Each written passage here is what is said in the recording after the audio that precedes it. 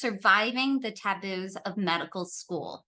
So the 6 topics we will cover is 1, mental health, 2, challenges with academics and imposter syndrome, 3, failing quizzes, exams, courses, step exams, 4, accommodations for physical and mental health disabilities, 5, taking a leave of absence, also called an LOA, and 6, finances.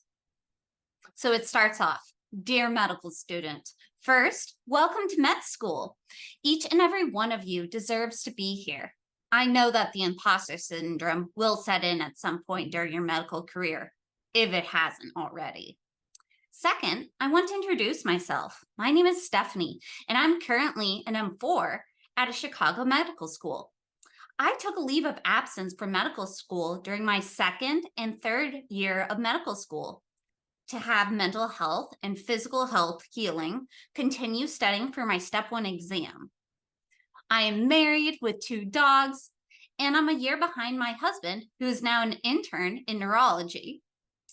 I want to share some advice about some pertinent topics that rarely people talk about, but it definitely and most desperately needs to be documented. To note, this information is more specific to my medical school, but many schools have similar resources and procedures. So bookmark and save this for future. Also, share with other medical students, especially since these are taboo topics. Number 1, mental health. I'm going to start with mental health because if you're human, you have a mind, and you will struggle at some point dealing with your own mental health. In medicine, we frequently overemphasize the body's physical health because we can physically conceptualize it through physiology, anatomy, chemistry, pathology, etc. However, we cannot put thoughts and emotions on a slide and look at it under a microscope. Rarely do academic medical school curriculums emphasize mental health as pertinent portion of an individual's health. I'm here to talk about your mental health as a future healthcare provider. Actually, all our mental health. As medical students, we are immediately thrown into the deep end of the pool, where we must learn to swim, if not suffer the consequences. In a short period of time, we are given countless medical diagnoses, physiological and biological pathways to memorize, medications, their mechanism of action, and we must learn these quickly. Oh, a lot of people mention drinking from a fire hose. It is true. We are then frequently tested, graded, and judged on our intellect based on how quickly we're able to spit out and regurgitate information we most recently learned. As you see below and next, through the rest of the taboos, there are multiple types of struggles medical students experience. And I'll also say that not just medical students, anyone, if you're human, you experience it. I want to emphasize in this number 1 taboo that you are not alone. I'm going to say that again. You are not alone. Everyone is struggling with their mental health, whether or not they're in a place that they're able to verbally acknowledge or even mentally recognize it. This is all part of being human. There will be moments when we notice our mental struggles, and sometimes they come out as emotions, which can be overwhelming, especially if we've been pushing them down for so long in order to focus on our academics or patient care. These emotions can become so severe and pour out of our body as anger or sadness, frustration, or even as apathy. In this last emotion, apathy, one might consider giving up on medicine or even life.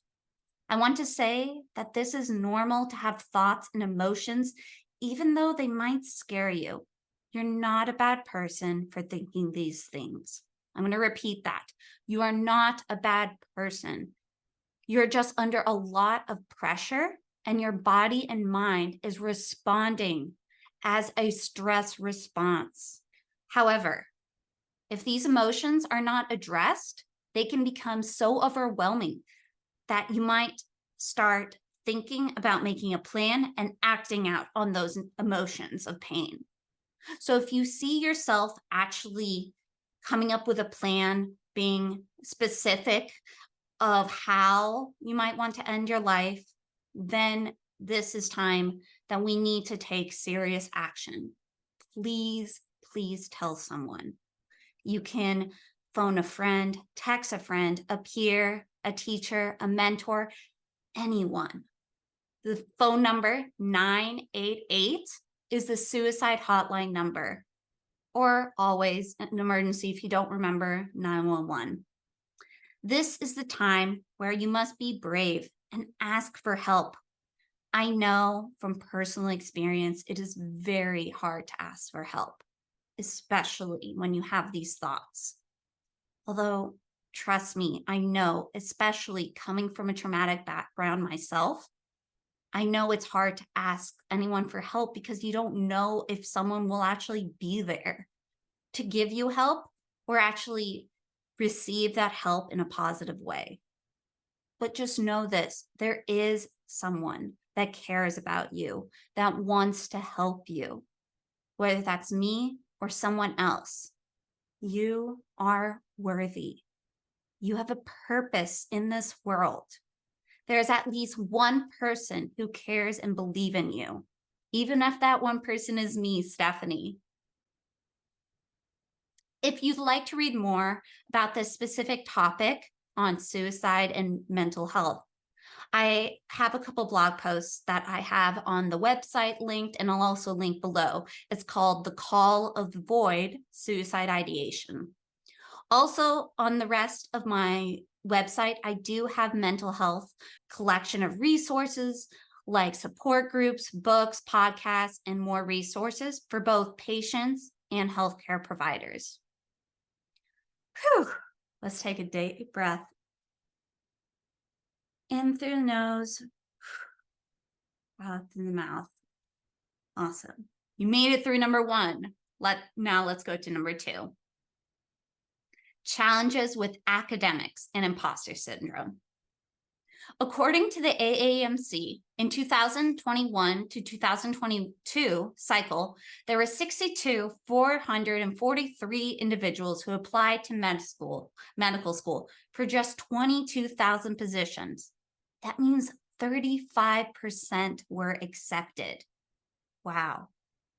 In 2021, 11,576 pre-medical students applied to my personal medical college. Out of those interviewed and selected, only around 152 began as an M1. That means only 1.3% were selected. I wanted to make notice, if you're a medical student, you're part of that 1%. Congratulations. Keep this 1% number close to your heart, because there will be times, more than you can count, where you might feel unworthy, stupid, dazed. There's a lot of emotions. This will happen because you're now in a group of individuals who are also part of the 1%. Do not get worked up when you do not get the top grade or you're not in the 1% of your class. It will always be a bell curve. Be happy if you get average or the mean score, because that is it. It is the average of the 1% of this medical school class. If your school is in the pass-fail system like mine, then all you need to do is pass. And I feel like that is said a lot, but needs to be talked about more. All you need to do is pass. That means 70% usually. I know you hear it a lot, and it takes some time for that to sit in, but it's okay to pass. It's more than okay. It's awesome. That means that you have the knowledge that you need to have to be an amazing doctor. So that means that at the end of the block, all your grades will be added together, all those quizzes, homework assignments, exams. and you just need to overall get above the 70%. You can do it. Now, if you're struggling to understand something, as 50% of your classmates most likely are also struggling. So reach out and ask for help from your own classmates, upperclassmen, and your academic mentors. Each school usually has a free tutoring service, so ask your academic advising early. Please don't wait until you fail that exam. But wait, I did say fail. That means you score below 70. It can be 69.9, but it's okay. It happens. We'll talk about that in a little bit. There are so many resources out there. So take a deep breath. It's okay, especially if you just started medical school. There is so many resources that they'll just throw at you. And every single different block or body system, there might be a different resource that might be better. And I promise you'll get your groove eventually. I heard it all the time from upperclassmen, but it does happen eventually.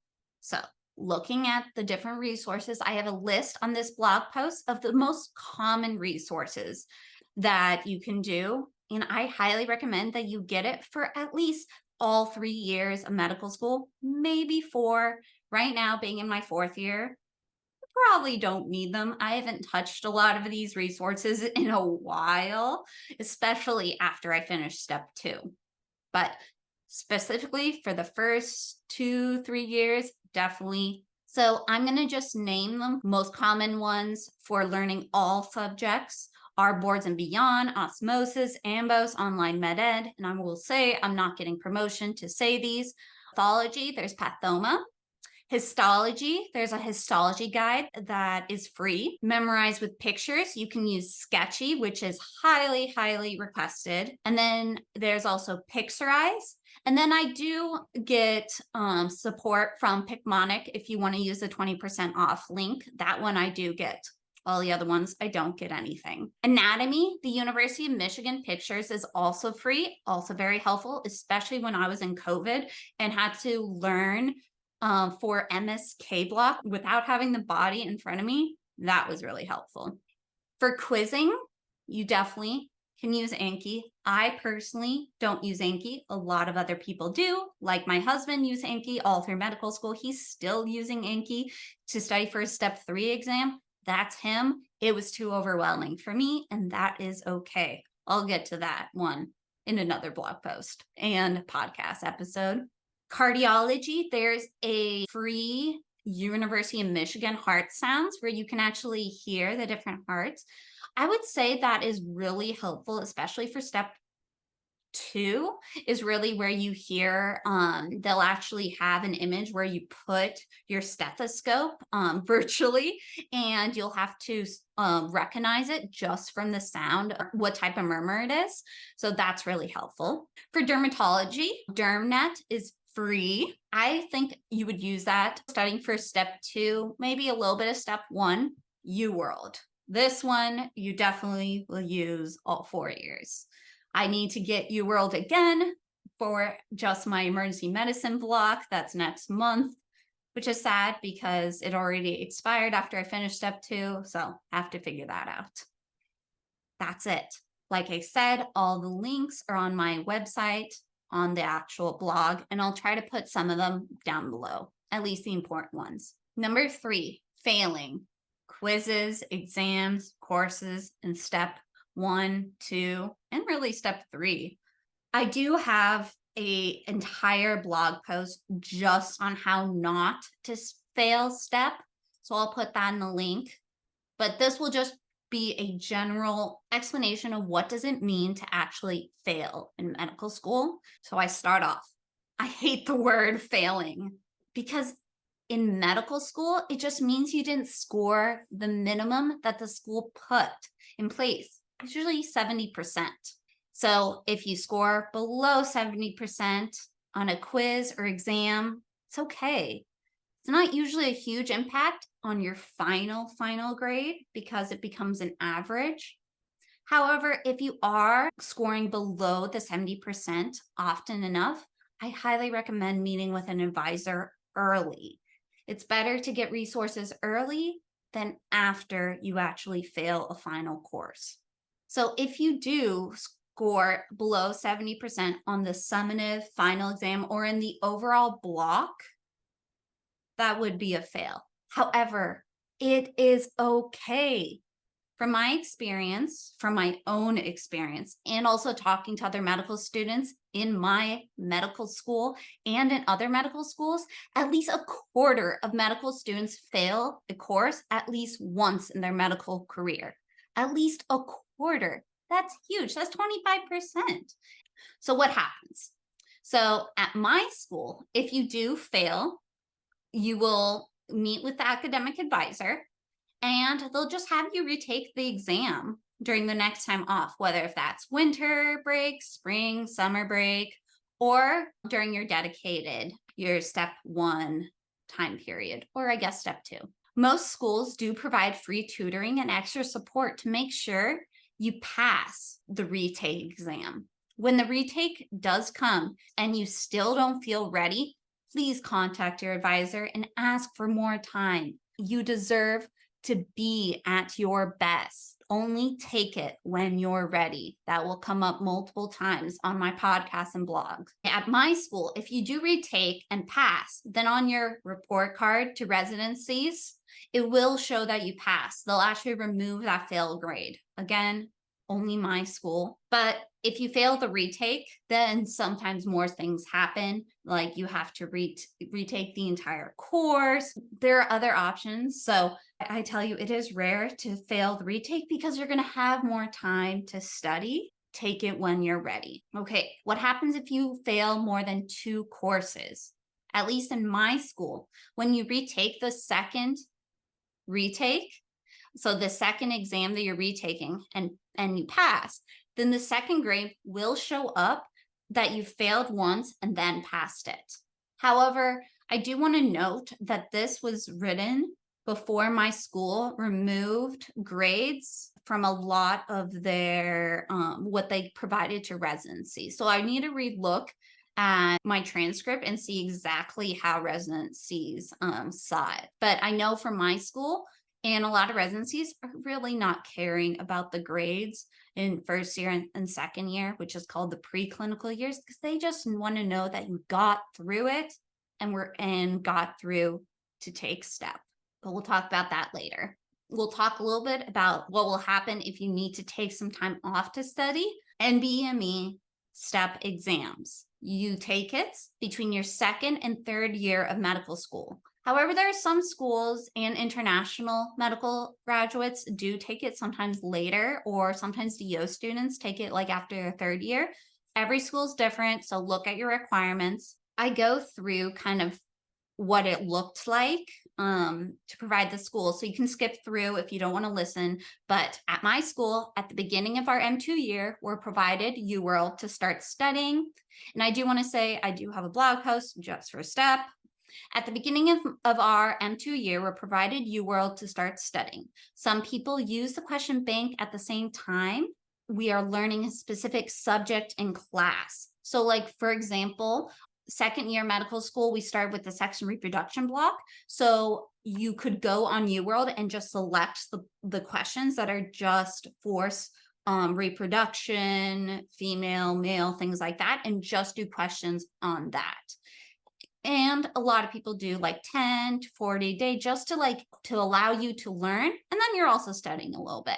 And then in the spring of our second year of medical school, we're given the first aid step 1 book, and we're provided 2 months of dedicated study time. So about 8 weeks. At my school, there is specialized tutoring services, and they also some practice exam. But if you want any more vouchers, you have to ask. That's going to be a big thing.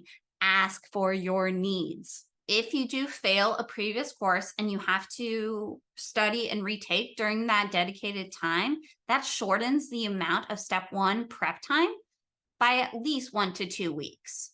So take note of that. At my school, there is an opportunity to extend the time you're studying for step 1. So one option is using the first month of your M3 year, usually around May, for your 4-week elective block, and that gives you more time to study for step 1. But I will talk about that in a little bit more, especially in regards to taking additional time. Okay, we're talking about failure. What happens if you fail step 1? Let me tell you, it is scary. It is painful, but it'll be okay. I failed it, and I am still a 4th-year medical student waiting to hopefully match a dream residency. It will be okay. So it was a little bit different when I took it. There was a minimum score that you had to reach to be above passing. That was the important thing, is making sure on practice exams that you score above that minimum passing score. I have an entire blog post again, and I'll do a future podcast all about how to not fail step. But I do want to mention, since we're talking about failure, it's okay if you fail. A lot of people do fail, and it happens, and you'll get through it. It'll be a lesson learned, and you'll be able to take step again, and you will work hard and you will pass. And there'll be something in the past. Maybe it'll come up during your residency interview. It did for mine for other reasons, but it was an opportunity to share what I learned. A big thing to not fail is to make sure that you're scoring above the passing score. At my school, they recommended at least 2 practice exams. And if you're not doing that, then extend the test date. Paying more money to extend your test date is better than spending so much more money later when taking a leave of absence. Again, we'll link and talk about more of that later. Okay, so this is actually really helpful. This tells us how many people are failing step 1. And I actually there's an article I linked from the AAMC that says, no, a step 1 failure won't doom your medical career. In quotes, in 2017, 72% of US MD applicants, including both US MD seniors and prior graduates who failed step 1 on their first attempt, went on to residency. 72% who failed still got in to residency, compared to 94% of applicants who passed on the very first time. That is huge. Keep that in mind. It says in quotes, however, we know from longitudinal data that within 6 years after graduation from medical school, more than 99% of graduates have records of graduate medical education and or are in practice in the United States. 99% of graduates. That means if you keep pushing through and keep going and learn from those failures, whatever those failures are, if they're step 1, any challenge you will have, if you keep going and if you graduate medical school, you will be okay. And you keep going, you can graduate and practice.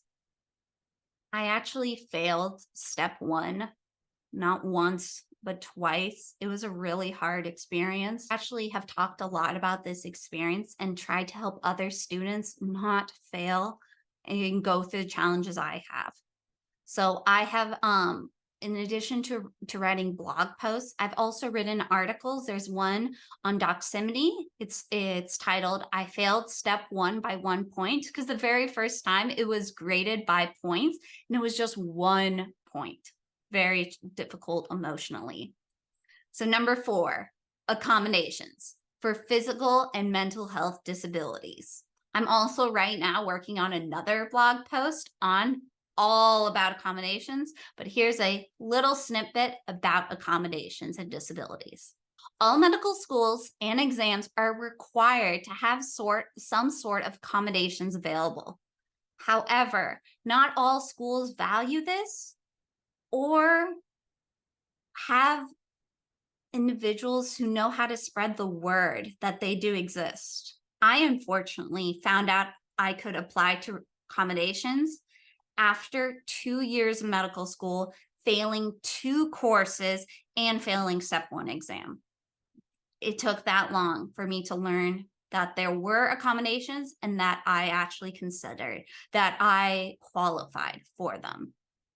If you struggle with any of the following things, and this is not inclusive, please talk to your school accommodations representative. So 1, not finishing quizzes or exams in the time given.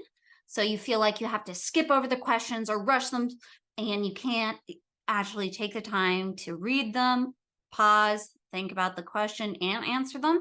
If you're finding that you have to just quickly skip over the question and just put random answers, or maybe just need that additional 5 minutes, that might mean you could benefit from an accommodation for maybe extended time. If you need to take a bathroom, water, medication, snack break during your exam, and you're not actually given the breaks during the exam, that might be another reason. If you suffer from testing anxiety, if you have a diagnosed medical, physical, or mental health disability that you already know about, maybe you have a diagnosed learning disability like dyslexia. If you have a mental health condition that impacts your focus while in class or taking an exam, such as ADHD, anxiety, PTSD, depression, bipolar, all of these and other ones could be reasons that you might require accommodations. If you have a medical or mental health condition where you need to take time off to go to therapy or have medical appointments, that qualifies you as accommodations for you to leave clinic or just to have those times available. If you are breastfeeding, also, you can get accommodations for that. If you need time in private to do medical care, such as injections for insulin, infertility, other things. If you need a quieter room or just less people in the room during exams, if you need to sit in a chair during rounds or just can't stand for longer than 30 minutes at a time, accommodations. If you have an acute injury or illness that will impact your academics longer than a week, probably a good idea. If you need time off during the day for other types of appointments, medications, or self-care during clinicals, also accommodations. Like I said, I have an entire blog post about just accommodations and disabilities, but I do link some more information in this blog. I specifically link the medical school graduation questionnaire from 2020 of all schools summary report. This said that by AAMC, they did this questionnaire for medical students. 7.6 medical student graduates self-reported they suffered from a disability, and 0.6% said, I don't know. I do want to mention self-report. We already talked about it is a stigma, so it could be higher. However, from the ones that did say yes, it actually asked what type of disability. 61.1% put ADHD, 13% did chronic health disability, 3.3% did deaf or hard of hearing, 9.3% said they had a learning disability, 1.9% had a mobility disability, 15.3% said a psychological disability, 2.4% said a visual disability, and 6% said other. In total, of the 15,424 respondents of this medical student survey, 1,273 stated that they had a disability or I don't know. That's huge. And then I did put, of those who stated they did have a disability and actually requested accommodations, only 2.9% were actually denied accommodations by their school. So worst thing that happens is they say no. I do want to say that again. Worst thing about asking for help is that they say no. I put in various links on where you can learn more about myself requesting accommodations. On Kevin MD, I wrote the article, Requesting Disability Accommodations in Medical School. And then I do have different blog posts, such as Living with Chronic Medical Conditions as a Clinical Medical Student, requesting disabilities accommodation in medical school, I do want to state that even if you don't receive accommodations, everyone still needs time to take care of their health. So that's why on my website, I have tons of resources for mental health. Text or call 988 is the phone number.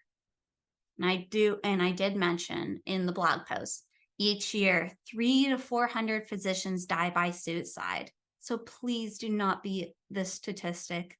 Let's change how individuals in medicine talk about their mental health. And we are done. Oh, wait, I forgot.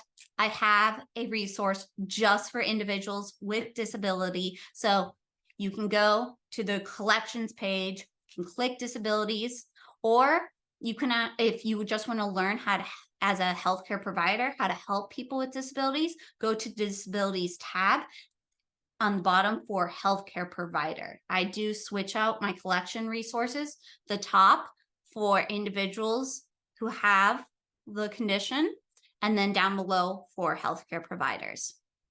Phew, let's take a deep breath all together. Let's do a different breathing technique.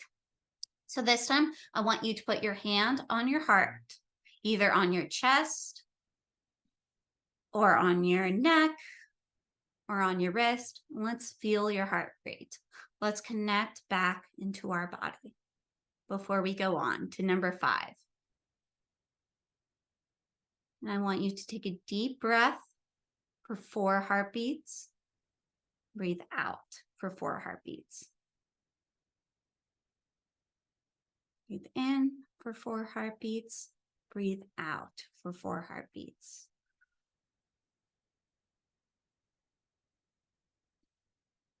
Notice your heart will go slower as your body focuses on your heart rate and your breathing, activating your parasympathetic.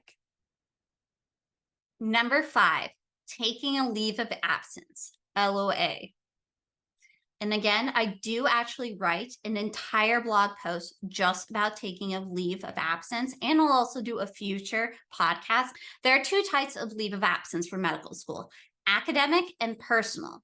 When one takes a leave of absence from medical school, one must sign a piece of paper from an administration of one of the 2 options. So an academic leave of absence is when the school decides you must take a leave because you failed too many courses, have to retake a year, or have to retake the board exam. It is important to note that it's not seen as favorably by residencies.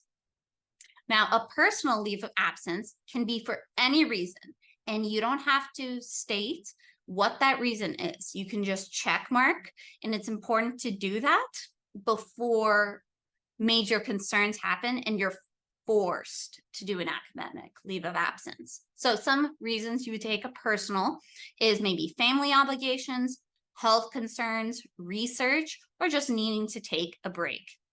Now, I do want to mention that when you actually do residency applications and interviews, you will most likely be asked about it. I was asked a lot, but it allowed me a great opportunity to talk about what I did during that leave of absence and how I grew as an individual in a future position.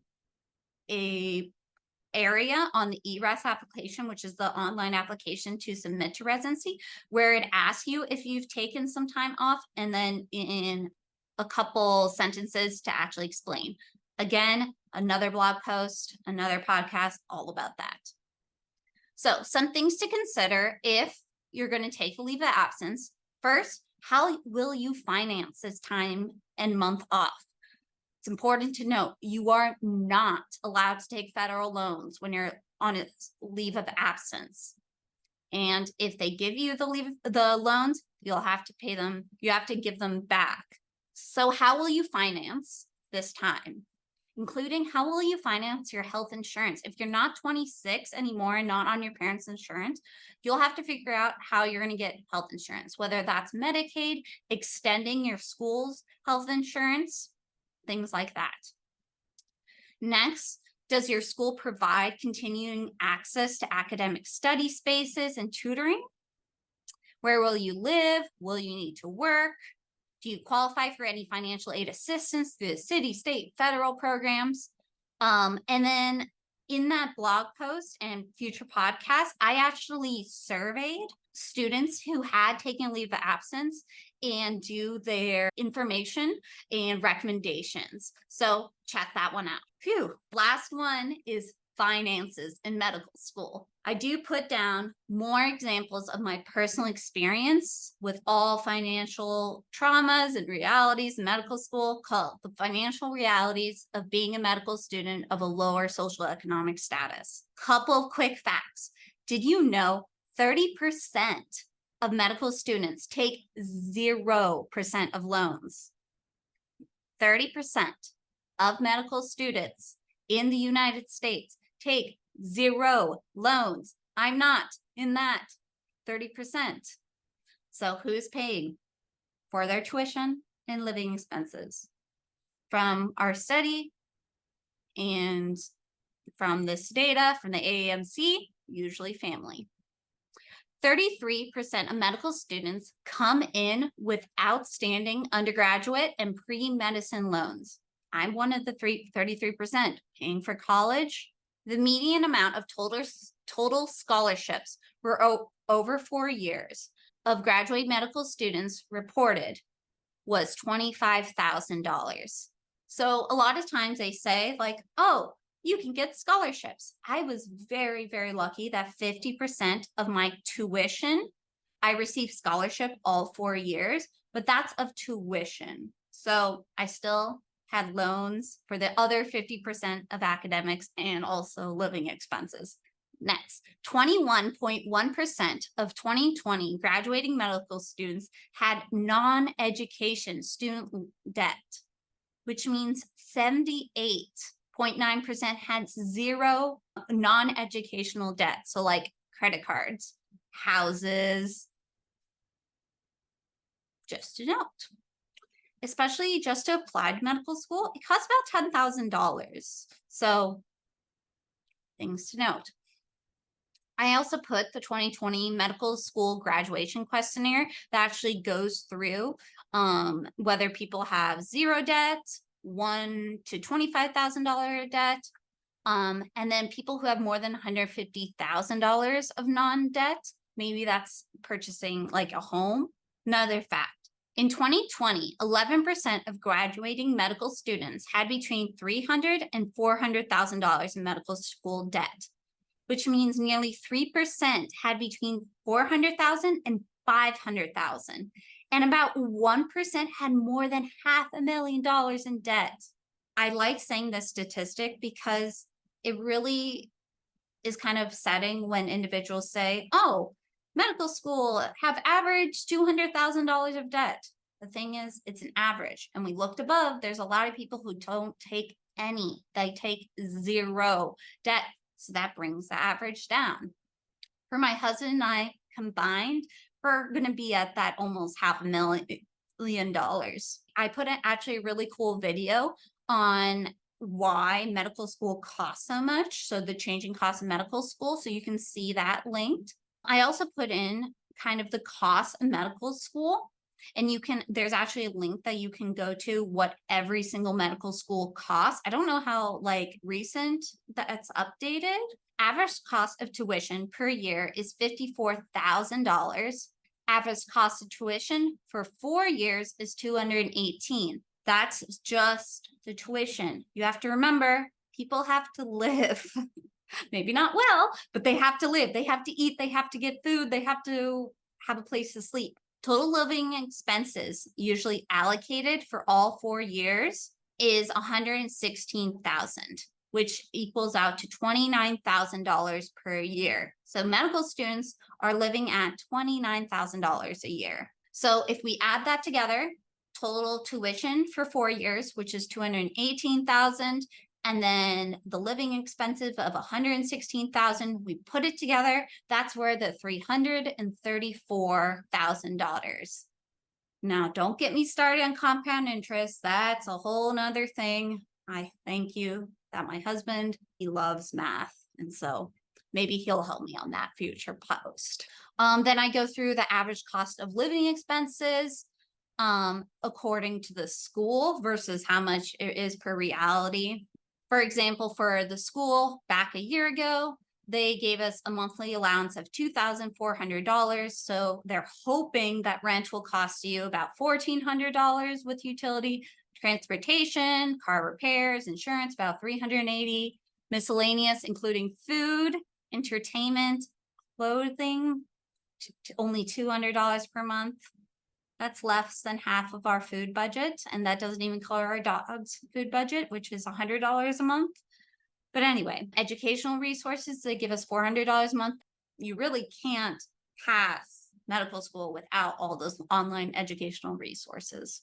To end, I do talk about that a single medical student who takes out 100% of loans for living expenses without any parental financial support is around 250% of the federal poverty level annual income.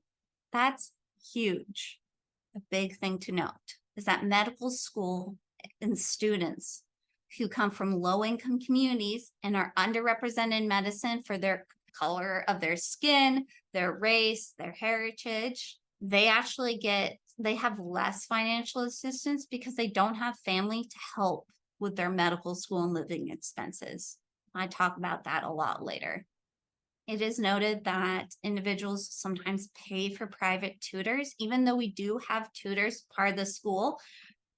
They're usually just upperclassmen. Students might choose to use money to actually pay for professional tutors. And I end this blog post on finances, on just all the additional financial resources that I've used a lot during my leave of absence, but it's good to note throughout. If you do take student loans, you can increase your student loans at any time of the year for medical costs. So if you pay for your medicines, for your copays, anything that the insurance doesn't cover, you can submit those receipts and increase your loans. That's huge. You can also increase your loans for a computer or a tablet once for the entire 4 years of medical school. Every year, you can request 2 flights home.